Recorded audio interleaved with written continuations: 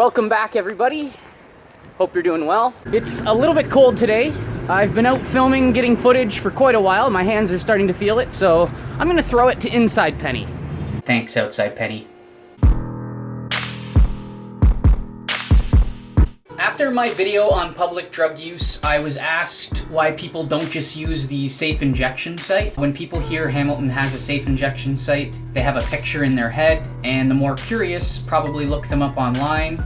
They see images like these: large, clean, accommodating, well-kept space, and imagine they are all somewhat similar. Your city may have a site that does look like the images I've shown, but Hamilton certainly does not.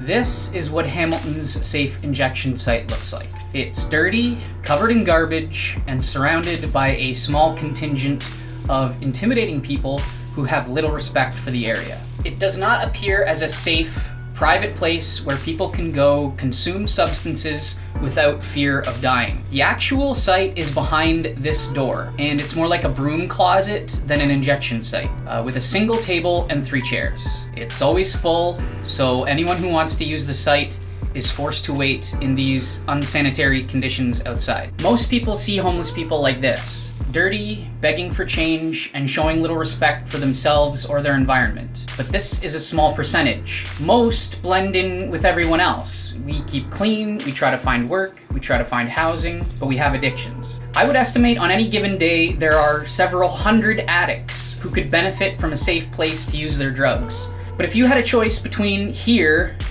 or here, which would you choose?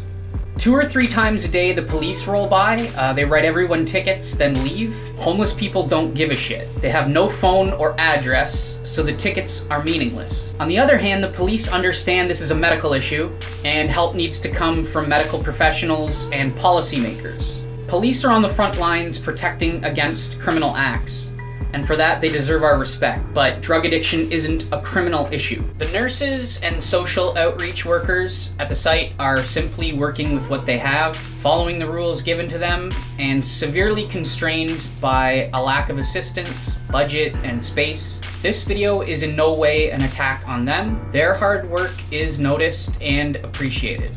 So, what can be done? I don't have all the answers.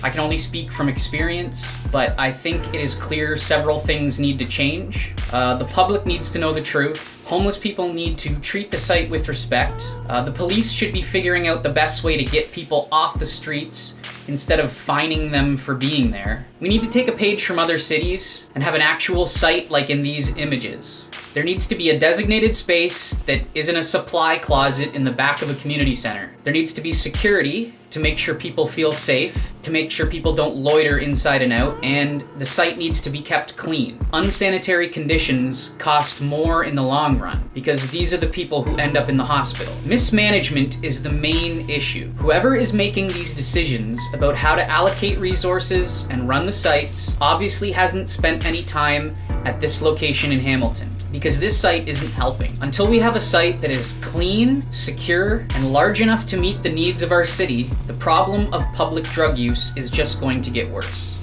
Thanks for watching, everybody. It really means a lot to me. You can follow me on Instagram or check out my second channel. Order t-shirts if you want, and I'll see you in the next one.